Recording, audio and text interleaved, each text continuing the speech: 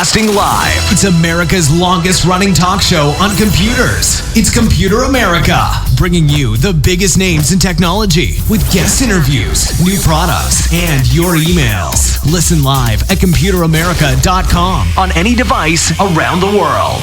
Email the show at live@computeramerica.com or find us on social media. Be sure to check out our website for contests, giveaways, show notes, live video stream, podcasts, and more. You're listening to Computer America.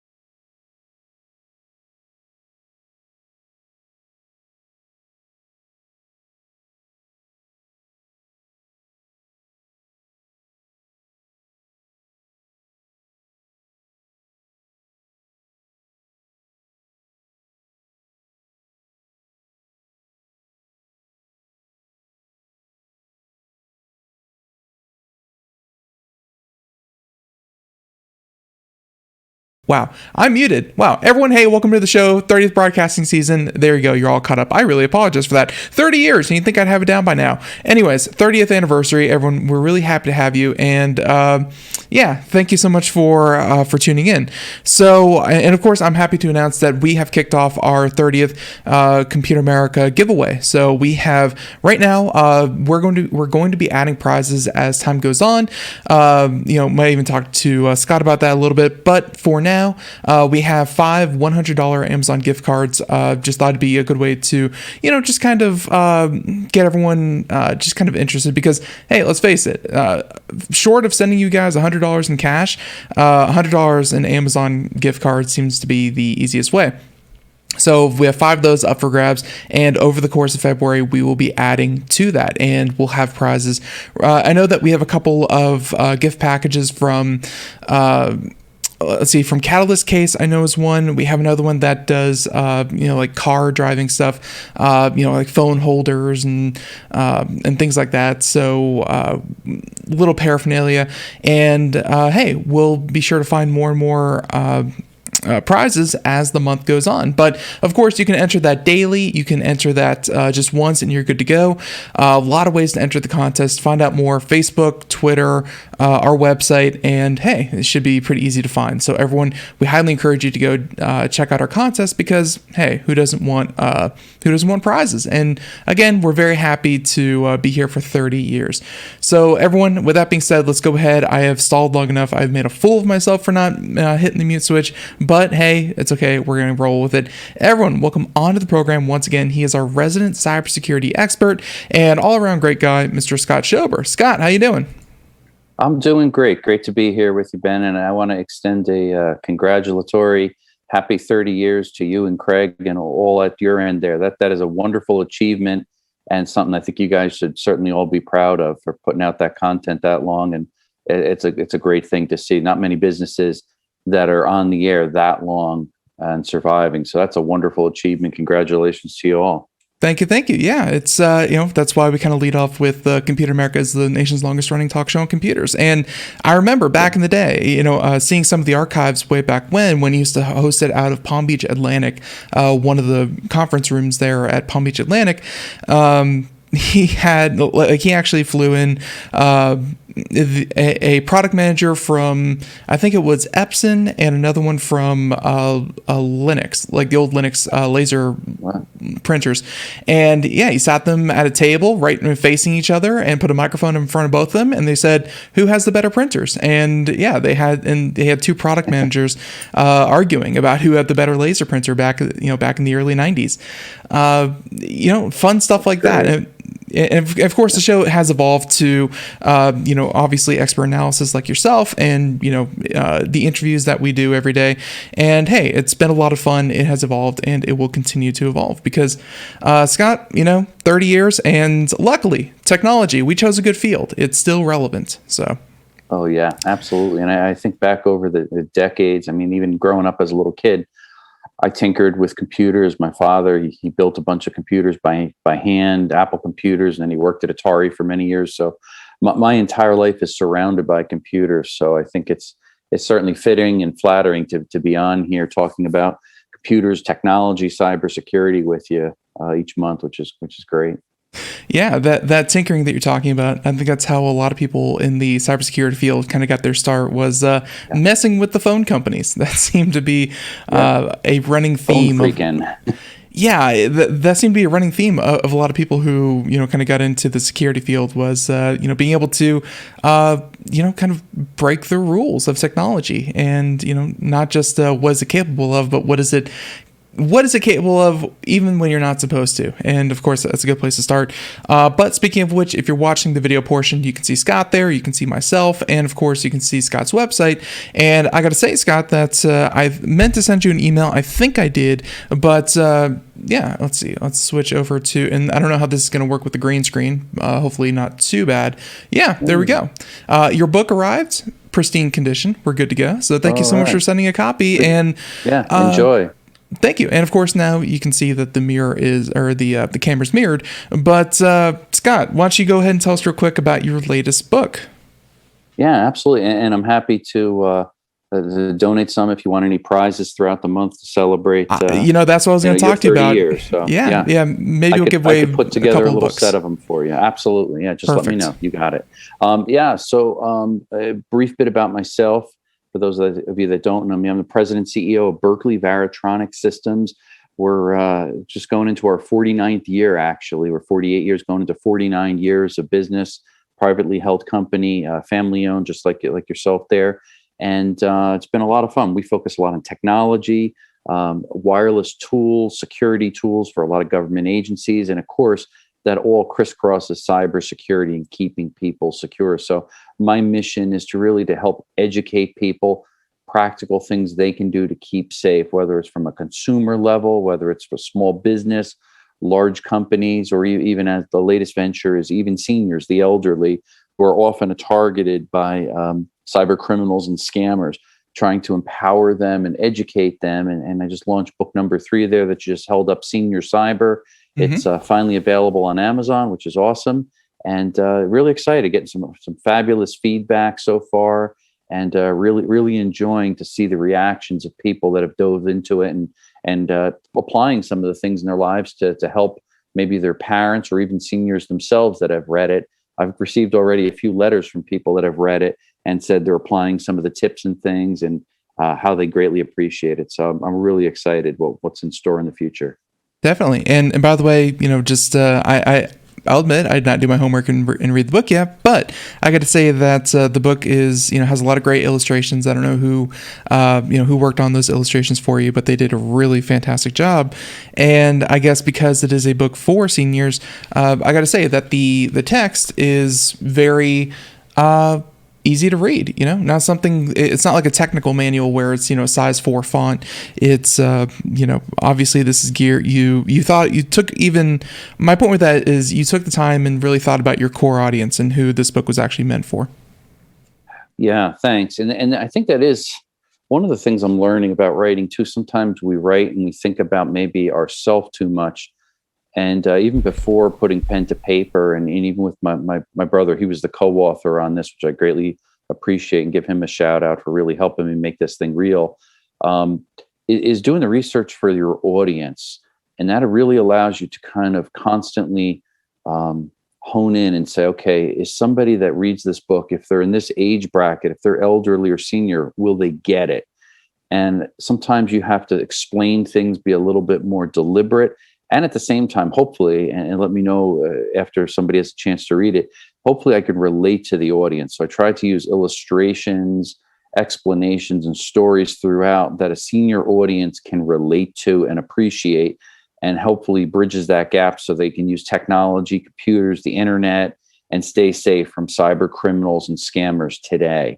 And I guess with time we'll see. But I hope, at least if nothing else, if they pick up the book and go through it, they try one or two of the tips. And in each chapter, I'll kind of stop and I'll share some tips along the way that they can apply. But not a deep tech dive. So don't be overwhelmed there. It's simple flow and everything's defined along the way. So it should be a nice, easy read for somebody that's techie. Even I had a few techie friends that read through it and said, wow, I even enjoyed it. And I learned something, and I'm going to share with my mom and dad who struggle on the computer, struggle with passwords, whatever the case may be. So I've noticed that with the content that we make here on the show as well, is that, we go over so much here on the show, and even to someone that is pretty familiar with this topic, finding good, up-to-date, current list of, helpful tips and things like that, that don't include, make a really secure password for your Yahoo account, things that are actually relevant to this year or, current is very difficult. So even just putting everything into a current form that people can read, very important. So anyways, there's that. And of course, if you want to check out the book, Amazon, as well as of course the website, which we'll have a link to in the show notes. So Scott, with that being said, sorry we missed you last week, but you're here this week and we're really happy. So a couple of these stories that we're going to touch on, and we have more to discuss beyond this, but I wanted to talk about some things that made headlines last week, and I think the first and the most obvious one, which you put up on your YouTube channel, was this video about, the president. And Mr. Joe Biden, he's, of course, transitioning into the White House after the recent transition of power. And, I guess one of the things that he does is more than and I believe Biden is, first of all, kudos to him, one of the oldest presidents that we've ever had, and he's still riding his Peloton bike consistently. And I got to say, man, kudos, because I don't even do that.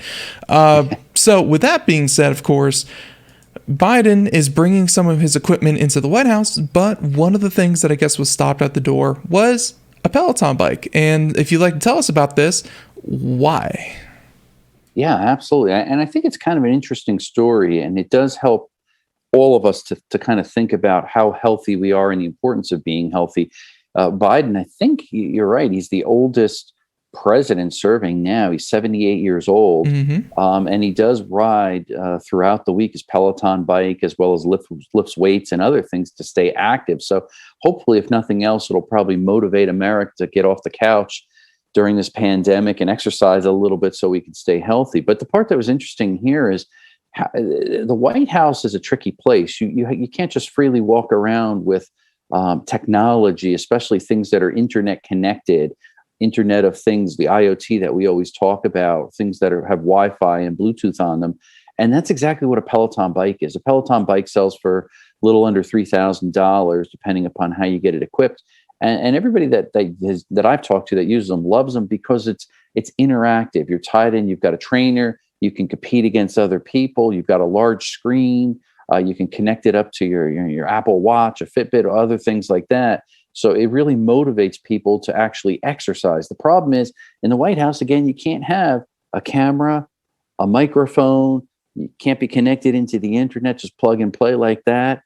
Or you've got major problems because it could be used as a portal, a conduit for hackers to get in there.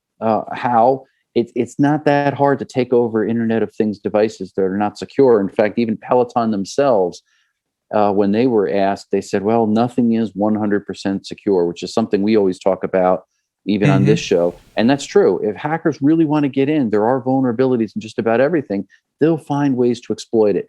Now, when you think about the White House and the security, imagine if they turned the camera on without the president knowing it, or turned the microphone on just to eavesdrop and listen in to a secure conversation that he might be having in earshot. That could be very dangerous, especially if he's talking about classified information or something like that. It could be a matter of national security. So the only way that they could really bring a Peloton bike in is to remove the mic, remove the camera, and remove any wireless, Bluetooth, and Wi-Fi or internet connections there, rendering it basically to be $100 old-fashioned riding bicycle. So kind of useless. Yeah, and really just making it, and let's face it, when you buy the bike, like you said, about $100, like that bike is not that expensive. The part that you're paying for with, Peloton or any other internet connected device isn't just the hardware, but it's also the software, the ecosystem, the ability to access the videos. So don't get me wrong, Biden's going to, kind of figure it out. He's going to use a regular bike and, find other ways to stay active.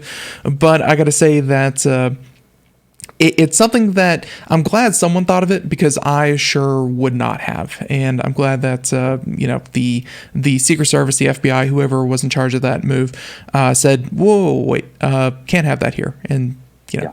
And it's funny, this isn't really the first time it happens. As I was researching this and learning about it, I did not realize, but go back to 2017, actually, Michelle Obama had a Peloton bike then as well. And for the Secret Service to clear it and deem it safe to come into the White House, they had to basically strip it down to the bare nothing also, so she could do her exercise routine. So again, it's not uncommon, but it really helps you think what we may take for granted.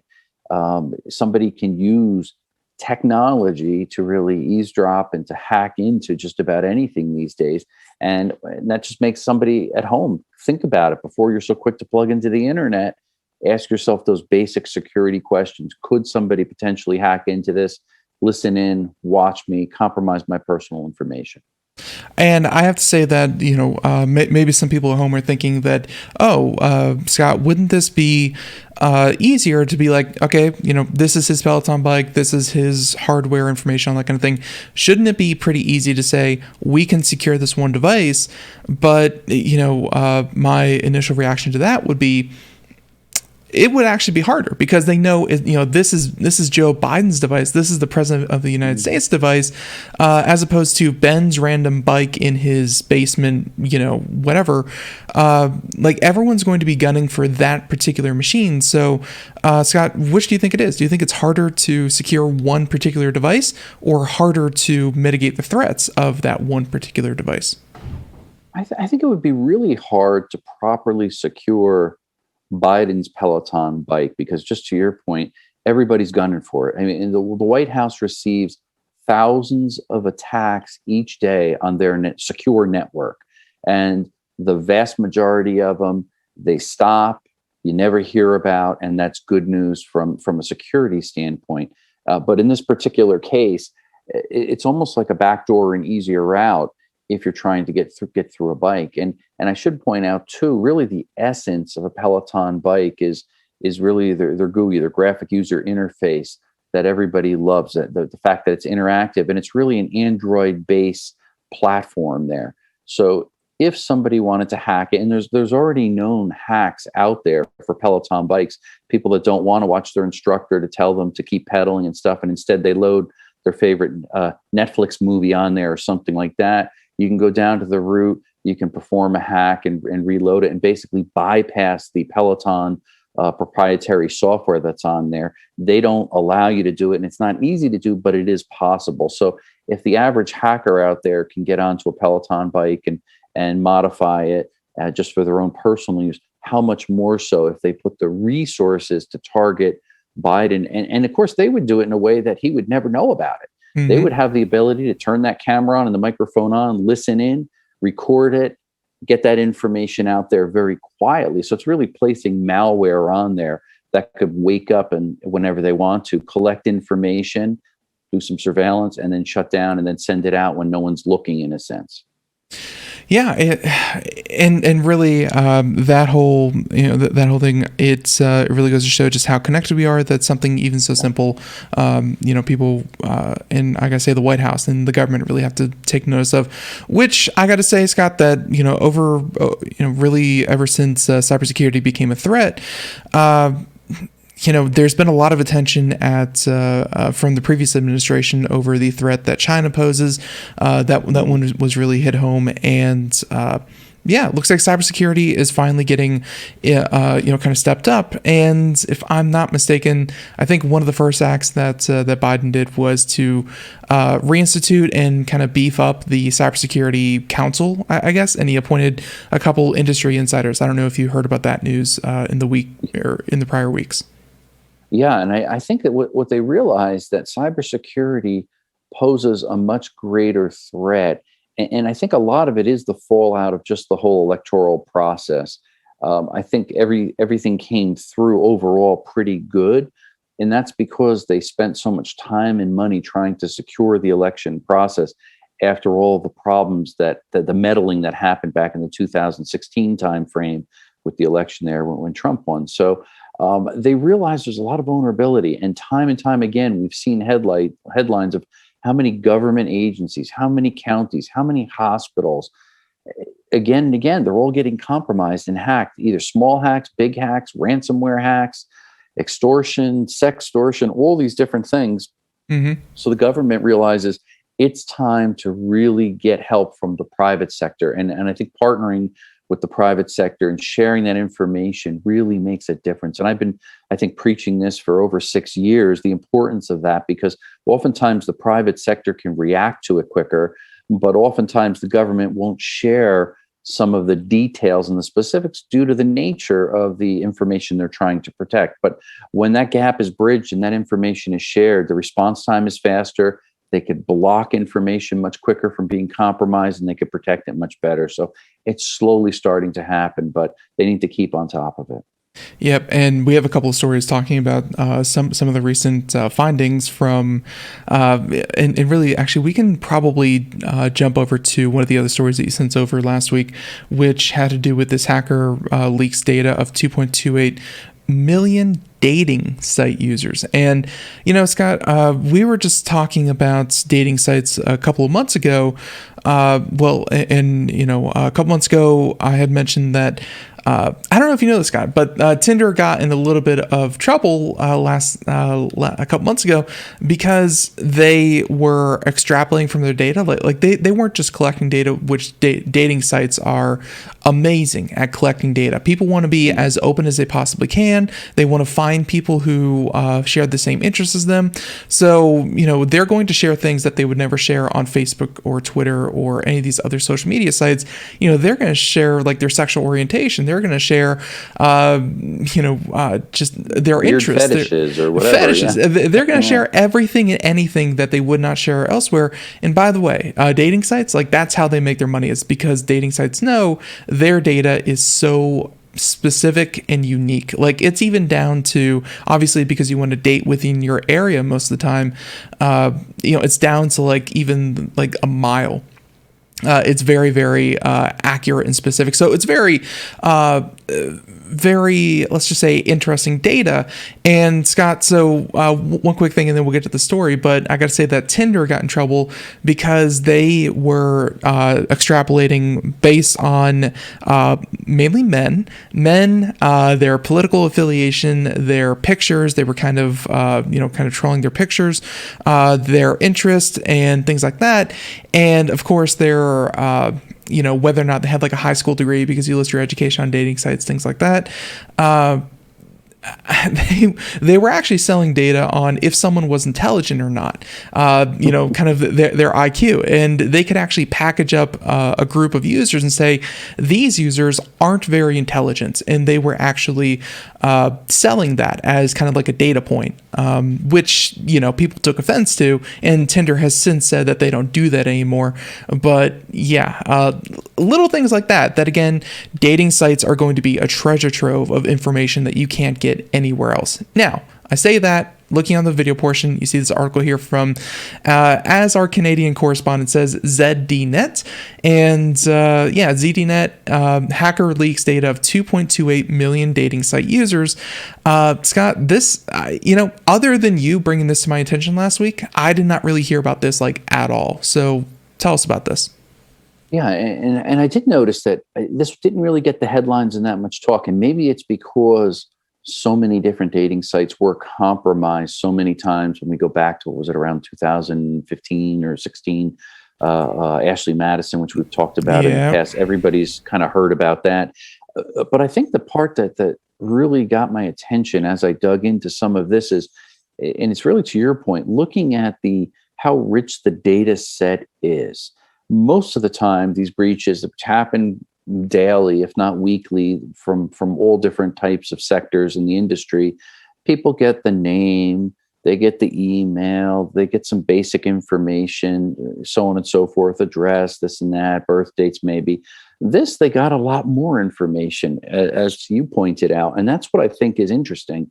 A lot of it, because it's location based, they got the IP addresses. So you could really find out where somebody was when they logged on their computer. So and again, who knows who uses these sites? We can only assume certain things, but maybe it's spouses that aren't happy with their relationships and they're dating, whatever. But it could be pinned down to where their location is. Were they on the job accessing this? Were they in the park? Who knows? Their Facebook user IDs, their Facebook authentication tokens were compromised, bcrypt hashed account passwords. So a lot more details that, as you dig in, that hackers look, as you said, it's a treasure trove. It really is, because they can now use this rich data set. And what their goal is, that for the hackers, is now they'll have targeted attacks against somebody. Imagine if they find out one of the individuals on this dating site is married and they're a politician or a celebrity or a high net worth individual or whatever. They're going to go after them and do some type of sextortion, where like a ransomware, they could command, hey, I want $1 million, or I'm going to release your photo and your details. And a lot of this information was 1.2 gigabytes of information, very rich data, was really put out on the website initially, free for download for everybody to grab and scarf up. So there's multiple copies of it out there. I should point out, a lot of people, when they do go on these dating sites, they create a fake alias so it doesn't go back to them. But there's enough information here that a shrewd hacker could quickly figure out who the individual actually is, what their real name is, based upon the IP address, again, the latitude, the longitude, going to Facebook and making that connection there. So it's extremely powerful for the bad guys, the hackers, the cyber criminals, to use this information against targeted individuals. And I think we're going to hear a lot of the fallout of this, much more than the actual story itself as it broke. Yeah, and by the way, there's a statement there that when you go to the site, right at the bottom, security update, learn more, click here, and it takes you to this landing page here where they can you can contact them about what information was lost and kind of the incident that happened here, March 2020, and what was released. They are very quick to point out that no passwords, photos, conversations, matches, credit card data, that kind of thing was released, but still, first name, last name, emails, encrypted passwords, although how long they'll stay encrypted, who knows, but this is some pretty serious stuff, and it leads me to believe that this it still surprises me, Scott, that user data, you can get in a lot of trouble for losing user data. If they had the passwords at least encrypted, as well as the kind of financial data, why wasn't everything encrypted? Why something here was not set up correctly? Yeah, and I think that's kind of a common theme with all the dating sites. They seem to brag and almost boast and even advertise how secure the data was. I think even if we go back to the Ashley Madison, they actually sold you an extra add-on. They upsold a cost to tell customers that their data was secure and would be removed, and guaranteed it, only to find out later customers found out they were paying this premium, and I don't remember what it was, $10 a month, $20 a month, and their data was still out there and was compromised. And they said, oh no, I paid insurance policy to guarantee my security even, and it wasn't. So I think most of these sites unfortunately lie, mislead, misrepresent. And the people that are on the sites using them, oftentimes their goal, their mission is focusing on getting a date with somebody. Right. And that's true with all these cyber criminals. They're using emotions. whether we're talking about something with a COVID vaccines that distract you and you're thinking about getting the COVID vaccine, you're not even thinking about a scammer or hacker. I was talking to my father 2 days ago, and they're waiting to find out if they're going to get the vaccine, and they're getting repeated phone calls from a local pharmacy and asking for information. And these are, again, all different types of scams to get people to innocently give over information. So people need to really be careful, and certainly dating sites too. If you're putting out your personal information, your picture, other things, don't assume it's secure just because the site says it's secure and you're paying money for it. Assume it's not secure and you'll be a lot better off. Yep, it's better to be vague and have it, kind of have that conversation in person. I would not say Computer America is the best place for dating advice, but we are. But I would like to think that we're one of the best places for security advice. So hey, that's something. And yeah, so all of this, and it will not be the hack, the last hack. Like you said, there've been many high-profile dating, kind of dating things, and I got to say that it touches on this lightly. Scott, obviously there was the big thing that happened since we last talked on January 6th with the whole Capitol thing. And I got to say the dating sites played a role in the investigation in that, where it wasn't exactly stolen data. It was users reporting other users based on their photos. And, Scott, I would even consider that like a form of like social engineering to find out who was where during that event. And it's people are very honest in their dating profiles. And I don't know if that's a good thing or a bad thing, but they're very honest.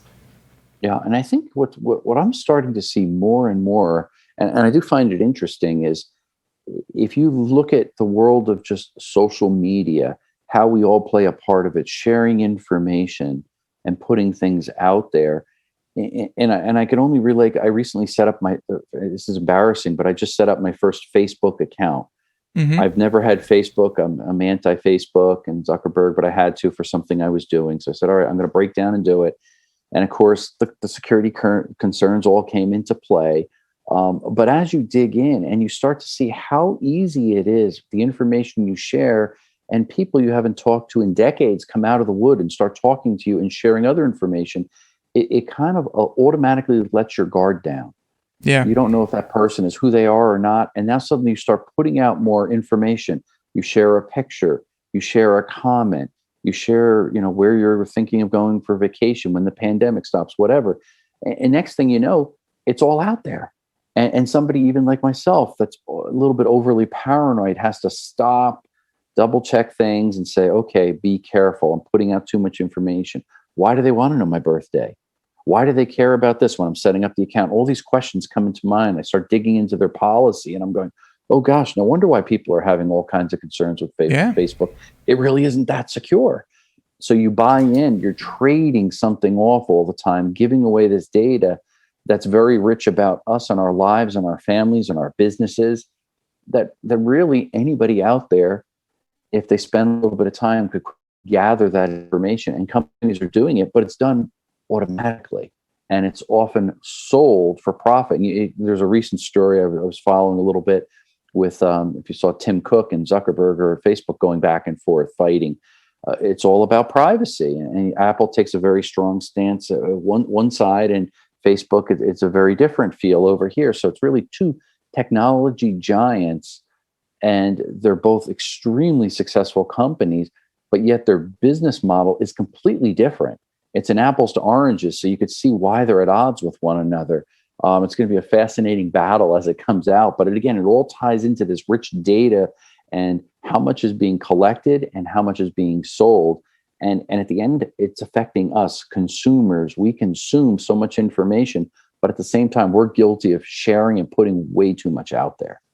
Yeah, and to that last point with Apple, and of course all these security features that they've been putting in with iOS 14, I believe they're up to like iOS 14.2 because I think we talked about this when last Thursday, I think, where Apple had their own security concerns in their latest security update.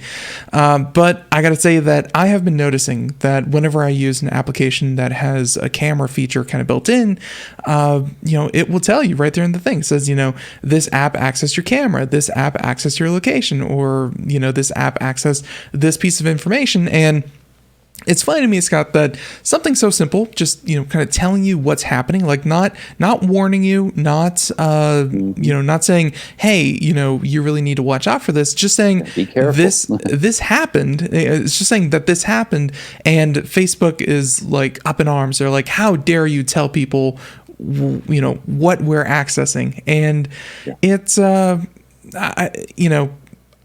based on the stories that we cover here. Matter of fact. Yeah, it's so matter of fact from Apple, but even Apple knows that this is going to put the pressure on Facebook to kind of justify themselves. Why are you accessing my location?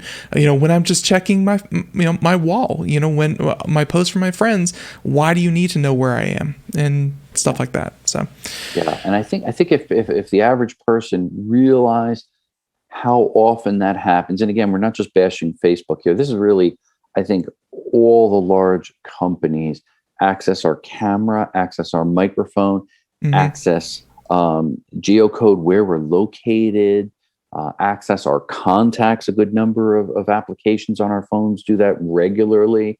And again, they're trying to target them so they could add more user base to themselves. But they're also selling that information, even if it doesn't say Scott Schober on it. My whole profile, that metadata, data about my data, tells everybody, hey, that's Scott Schober, so they know how to very effectively target me if they're trying to sell something. They're monetizing it. It's really just down and dirty monetizing it and selling that information. And that is, I think, the concerning factor for me. And it should be really for everybody that is using technology, computers. Again, doesn't matter if you're on Android or Apple or whatever your technology partner is. Everybody to some extent is doing it, or the apps on their technology is doing it. So our information is being sold everywhere. It certainly is. There's certainly a lot of value in something that, like you said, Scott, that, when you create social media accounts, you give away freely, and there's so much value there. There's a reason why these companies are pushing on $1 trillion in some cases. It's very incredible. So I think with that being said, we can move on to our next topic here. And we have this COVID one, but I think we're going to save that for a little bit later. Some of these other stories I've been pulling up, and let's see, we can talk about this one real quick. This just coming out today, and this is actually by the International Business Times. China has stolen personal data of 80% of adults, according to a report. And I'm going to dig a little bit further into this to kind of read this. So they said that they had the biodata of 80% of Americans may have been compromised. Biodata can determine a person's health. China had previously been accused of breaching a person's privacy and collecting DNA. And this goes to, kind of what we give away freely. And of course, I got to say that it's not really given away freely when it's your healthcare provider, when it's your doctor saying, submit to this blood test, do this kind of thing. But according to the intelligence official, this according to CBS 60 Minutes, he warned that Beijing is attempting to collect and exploit America's healthcare information, including their DNA. One of these is the BGI Group, and approached Washington and 5 other states to run state-of-the-art coronavirus testing labs. So this is coronavirus related. But anyways, the Chinese firm also promised to provide technical expertise, high-throughput sequences, and make additional donations to the states. Scott, I got to say, that almost seems like too good to be true when a company says, we'll do all this for you, we'll go above and beyond, and hey, we'll even pay you some extra money. All you have to do is, kind of let us work for you. And it seems so obvious and backward. And then, of course, the fact that these companies are owned by, they're based out of China. And I think we both know that a company is not allowed to exist in China without the consent of the Chinese government. It's not, it's not as open as the United States market is. But still, what do you think about that? With, so much of our information flowing through China. And I guess that was what was at the heart of TikTok and, the whole TikTok ban. This seems to be continuing on. And now with coronavirus, kind of putting extra pressure, more data and I guess healthcare related data flowing through China. Yeah, I kind of look at it, and I think somebody was quoted as saying it's almost like a modern day Trojan horse. It seems good intent, but in reality, is it really that they're trying to get in and control the world in a sense and have access to everything? And that's probably more the case. And it seems very cynical to say that, but look at case and case again and again and again. We've talked for the past few years how many of these breaches, when they dig in, roll up their sleeves, more than likely they find out it's what? It's usually China or it's usually Russia. Mm-hmm. And so again, it's probably China trying to get a stronger foothold and trying to take bigger, larger control of things. And how far can they go? Well, they can go pretty far if they start to get that type of information. And I think that's what all the red flags instantly go up, and they're saying, wait a second, no, here. And this seems to me something that is pretty common, and I think that China is probably at the forefront of this of all the countries. I'm not saying that America and Russia and a lot of other countries don't try to do this, but it seems like China is this giant vacuum of data where it doesn't matter how relevant the data is, how recent the data is, where it comes from, what it's actually tracking, that kind of thing. Scott, it seems like China is very good at just taking data, finding ways to get data, store it somewhere, and then they'll worry about it later if it's actually useful. Because let's face it, a person's shoe size or even a person's kind of genetic breakdown isn't really that important. But maybe in the future, when AI gets a little bit better, machine learning gets better, these massive databases are going to be parsed through, and then they'll be used eventually. That seems to be where China's angle is that any data is good data, and we'll figure out how to use it at some point. Yeah, I do believe in that 100%. I think the vast majority of data that is collected by China and other countries right now is just stored. It's stockpiled for the unknown. What are some hypothetical things? Well, I always think ahead toward the future and ask myself, we always talk about passwords and fingerprints and retina scanners, so on and so forth. But we think about biometrics as a means of authentication. Now let's extrapolate that and go forward in the future a little bit and start thinking about maybe DNA sequences and some specific things that associate or authenticate me to getting into a secure area or of access to secure files. But now imagine China owns all this big data, and now they can use that, which no one ever thought had any value here in 2021. But now suddenly, boom, they have access to things that in a few years from now that we can't even understand. Well, that's why, because the government is collecting and hoarding all of this information, waiting to use it and exploit any vulnerability that they find. One thing that I can really imagine that China's doing with this is that China's been very famous for knowing exactly who leaves their country, as in, they'll block tourists from going on vacation, on holiday. They'll stop dissidents from being able to travel, the whole social credit system. We did a whole, kind of video and article about the social credit system, Scott, that, included things like complaints from your neighbors. Like, Ben does not pick up his dogs after he takes them for a walk. And, enough complaints like that, and your social credit system will be affected. And of course, that could lead to so many different ramifications. And it seems so petty and small, but when you take it into account that they are implementing this for everyone in China, Scott, it feels like they want to implement this for everyone in the world. And I've said my share of bad things about China, and I would not be surprised if they have somewhere a database for Ben, and a database including Ben, and it says that Ben has been very vocal about his disdain for the Communist Party of China. And if he tries to get a visa, if he tries to travel to the country, either we're going to keep a close eye on him, we're going to track his phone and information, or straight up, we're just not going to let him in because, hey, who cares about Ben?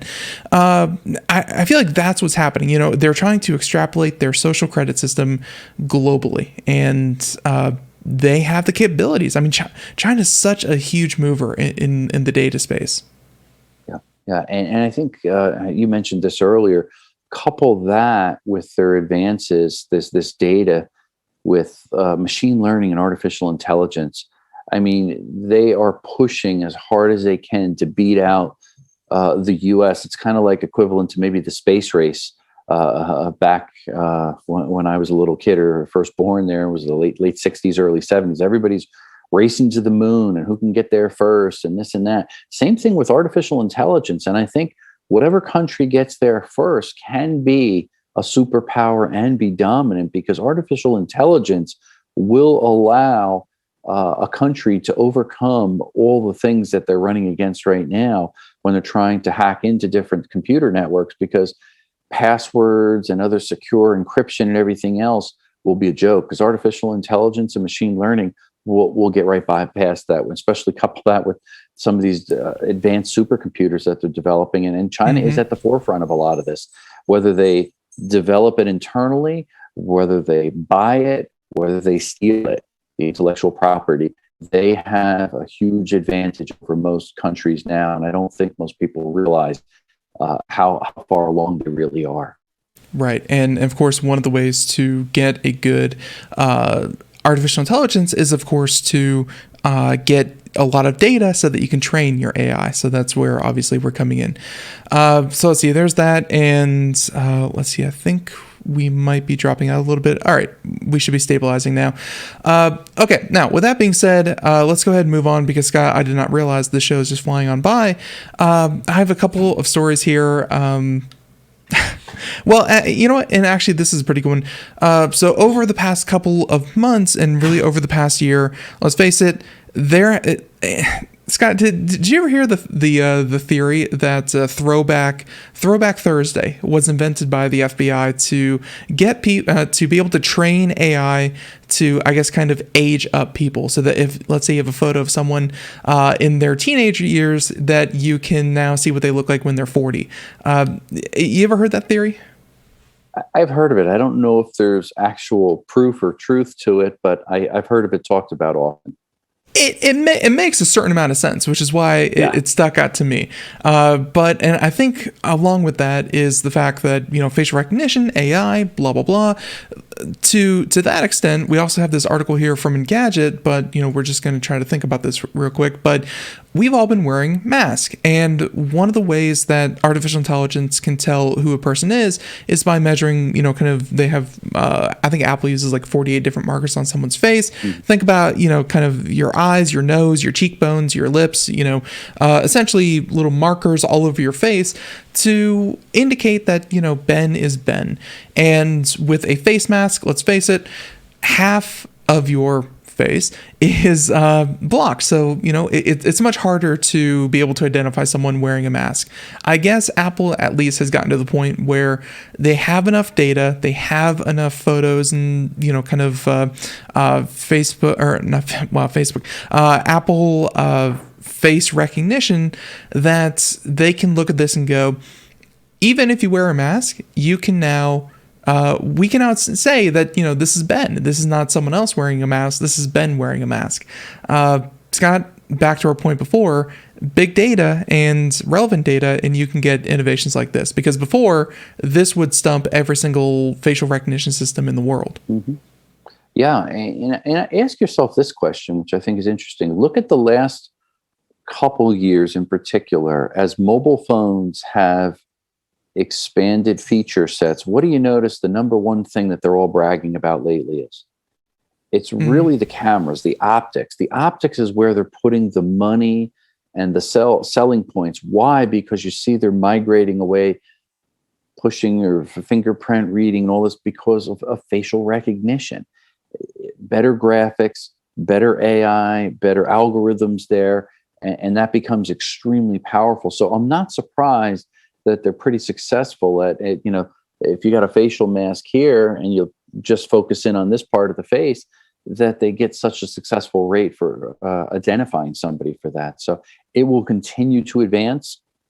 and it's come light years ahead of where it used to be. I've tested some facial recognition systems years ago, and honestly, they were kind of embarrassing. You try it 10 times and maybe it would work one time. It was frustrating. And you're like, oh, this technology is a joke. No one will ever adopt this. It's not reliable. Now it's very different. Now I'm amazed I could take my iPhone and flash it in front of my face, and it could be dark, it could be bright, it could be outside, inside, wherever, and it recognizes me and instantly turns on. Pretty powerful. Definitely. And when it's properly trained on someone, you're good to go. There's, of course, a lot of instances where it doesn't work well. I mean, the most famous one is of course, the UK. And I believe it was something like 97 or 98% of their facial recognition identifications were false positives. People were not who they said they were. I'm sorry, the cameras were not the person. Yeah, they were extremely horrible. You know, if you I think that you might actually get better results if you just sat someone in front of a monitor and go, I think that's him. You might get better results than the camera system. But I got to say that a little caveat to this one, and then we'll move on, is that Apple, you have to turn on the feature, and also you have to be wearing an Apple Watch. So I got to admit, not bad from Apple for, privacy minded. A little bit of two-factor authentication, because you also have to be wearing one of their other devices that, someone else wearing a mask would not have access to. So drive the hardware sales, right? Yeah, that too. I'm sure it pushes people a little bit closer to that. Okay, so there's that one. Scott, let's keep the conversation relevant and kind of new. And real quick, we'll talk about this one from Russia. And people may like if you're watching the video portion, I just shook my head really, really hard. This coming from the Moscow Times: Russia is ready to disconnect from the global internet, and I believe that's their director of the interior, or I forget what it is for the Russian. But anyways, he's the former president Dmitry Medvedev, I believe is how you say that. Yeah. Medvedev. And he said that while the country's sovereign internet law passed in 2019 gives Russia the ability to cut itself off from the rest of the World Wide Web, experts have expressed doubts that Russia was capable of implementing the technology. And it's got, I think people think about the World Wide Web and they think, oh, there can only ever be one internet. It is as ubiquitous as anything can be. But taking China as an example, which it seems like Russia is taking China as an example currently, and this is something that I've kind of talked about when we talked about maybe with the dark web, but anyways, currently there are two internets, and China has one that really 1.3 billion people use. It's very firewalled, services that are only available to Chinese residents, only people within China. And don't get me wrong, some people can access the rest of the internet from China, but really, if you're outside China, you don't really get to see that picture of what's inside China. And as opposed to that, there's the rest of the world that everyone else logs into, the World Wide Web. So right now, I would say, Scott, there are two internets. There's, again, the Chinese and then the rest of the world. And it looks like Russia is trying to make a third one for itself. Although I got to say, Russia would be by and far a much smaller entity than either one of these ecosystems. Yeah. And I think looking at the big picture, where we are today to where we're going tomorrow, and I point specifically to some of the stuff Elon Musk does, launching these satellites, and his big push is to have a global internet, but from up in space that it's controlled from, and he's making vast strides, way faster than anybody. I think he's about to launch his 1,000th satellite soon. Yeah, it's incredible, and the fact that he's reusing it, he's defying everything that's ever been done with man as far as technology there. And I got to give him credit. The guy's a little out there, but he's got some great success stories there. We are going to touch quickly after this story. We're going to touch on this one because it was so crazy and out there about him implanting monkeys with chips to be able to play video games with their minds. But we'll cover that one next. Back to this one. So yeah. And I think the other thing is look what's happening with 5G, the fifth generation of technology. Everything is migrating over to that very quickly. Our phones, our smart TVs, our smart homes, our smart cars, so on and so forth. We're actually doing a project right now developing the second generation time-based systems for Globalstar, and they've partnered with Nokia, who's kind of growing again in the 5G world. And again, what's happening? It's all happening up in space. The internet and communications from up in space. You're going to see it change the footprint of the globe.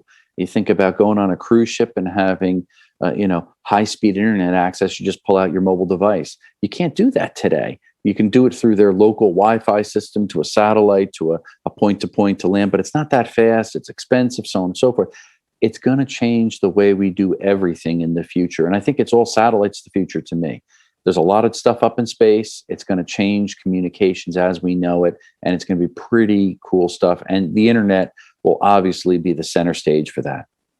Yep, and really it's going to come down to whose internet and which protocol and what network and how secure will it be? Yeah, there's been a lot of initiatives by people to, including Tim Berners-Lee, to actually remake the internet much more decentralized than it is today. So, from a security standpoint, I mean, there's a lot of improving that we can do. Scott, I gotta say that it seems like a lot of people, when the internet was first created, it was not about security because, who's going to hack a network that they didn't have access to? It was about just making things talk, making things connect and share information. And it was not built from the ground up with security in mind. And I think a lot of people have expressed a need to revisit the internet and the infrastructure and how to reclaim that. So. But of course, that would disrupt billions, if not trillions of dollars of e-commerce and, kind of user data and things like that. So probably not anytime soon, but I digress. But it's coming. I think also with the pandemic, it's helped people reevaluate how important the internet is to them.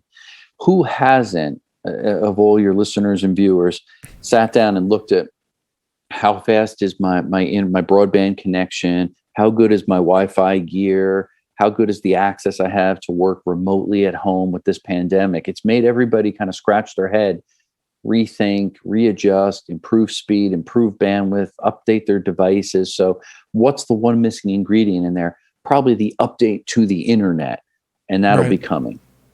Yep, it's and of course the transfer protocols. I mean, Scott, we did go through the transition to IPv6, so we know that we can do fundamental shifts with the kind of how the internet is built.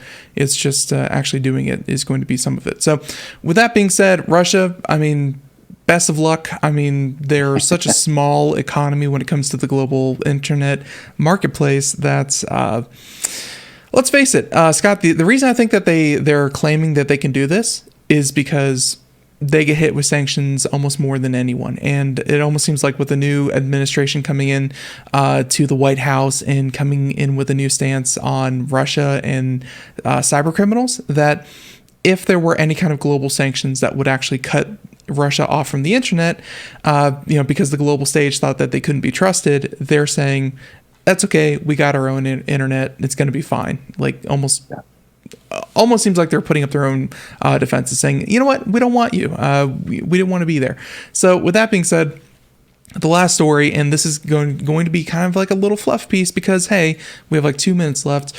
Elon Musk. Yeah. You know what? Sure, why not? Elon Musk says that with Neuralink, and Scott, did you see the initial Neuralink where he put it into pigs and he was able to, it was like a proof of concept, the pig did not die with the Neuralink in it and they were able to take it back out? Yeah, I think that was just proof of concept to see if it's even possible or how see if it was ready for like medical for medical uses. And Neuralink which that is very common actually. The first step is always to see, will this kill the patient, and then you can move on from there. And they proved that that it did not do that, and they were essentially, and Neuralink has always been positioned as a medical device because they're, first of all, medical devices are very rigorous, and if you can get that, you're good to go. But anyways, it was always meant to be, or it started out to be this thing where you can control someone's seizures and, kind of like the air and things. And of course, if someone is completely in a vegetative state, but their mind is completely, working, you'd be able to send these signals, either to prosthetics or even just outside the body. Music means that, hey, I chose a really hard time to talk about something so complex, but I digress. Elon Musk Neuralink implanted in a chip enabled a monkey to play video games using its mind, and he had a lot of claims, and he's hoping, Scott, our field, I should really say your field, my field's broadcasting, your field's cybersecurity, you might want to brush up on your biology, because it seems like technology is coming into people. Scary stuff. Yeah, and he announced it on Clubhouse, which I thought was funny. I just started using that myself, so interesting app. Oddly enough, I had not actually heard about Clubhouse. I'll have to check that out. But everyone, once again, be sure to check out the book, Cybersecurity, Senior Cyber, and of course, Scott Schober. We'll have a link in the show notes. Everyone, thank you so much, Scott. Thank you for thank you for joining us, and we'll catch you next month. All right, yeah, thanks again, and please give a rating on the book there. Love to hear your feedback. Perfect. Thanks for having me. All right, everyone, have a great one. Bye, everyone. Take care.